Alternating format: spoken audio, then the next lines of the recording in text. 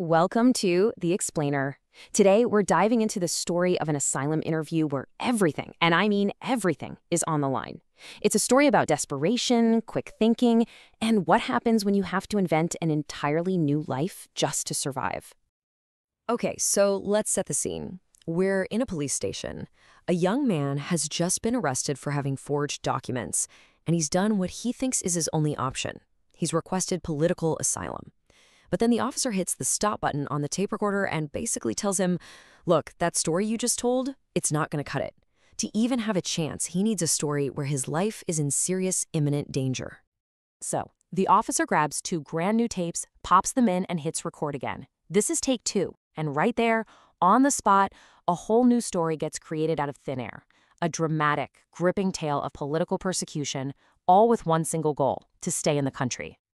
And this is where you can really see the genius of the lie. It's not just a vague claim, right? It's a full-blown narrative. He says he joined a real political party. He names a real powerful politician as his enemy. He invents a very specific act of defiance, co-authoring a newspaper article. And then, for the grand finale, that terrifying phone call from his mom about men in a black BMW. Every piece is designed to sound completely, utterly believable. The immigration officer is listening to all this, taking it in, and then he asks the one question that could bring this whole house of cards tumbling down. He asks for proof, physical evidence. The room must have just gone dead silent. This is the moment of truth. But here's the thing. He doesn't even blink. Without a single moment of hesitation, he fires back with this incredibly confident bluff. Yes, of course, I have it at home. It's an amazing performance. He's not just sticking to the lie, he's doubling down, even though his entire future is hanging by this one single thread.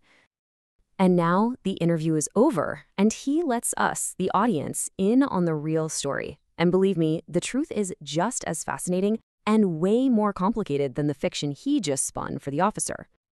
So this slide really cuts right to the chase. The person he presented to the authorities was this noble hero, a political refugee. But the reality? Well, he was a paid political agitator, basically a gun for hire who would work for whoever paid him, even if they were rival political parties. This was never about ideals. It was a job. Yeah, so let's be really clear here. His work wasn't about any deep political belief. It was a hustle. He was part of this whole scene where election season was just a business opportunity. You play all sides, you make money. He even talks about seeing the same faces working for opposing campaigns. It was all just a gig. And he had a whole system for it, too. He wouldn't just knock on a door and start yelling about a candidate. No. First, he'd put on a disguise, pretending to be from an independent polling group. Then, he'd build some trust, ask some neutral questions. And only then, he'd casually slide in the pamphlet for the person paying him, saying something like, you might want to check out this person, they're a good person. It was smooth, it was effective, and it was completely transactional.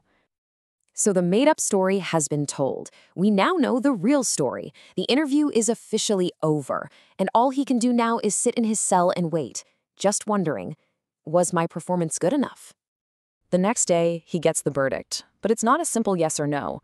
Instead, he finds out he's being moved to a place called the Oakington Immigration Reception Center.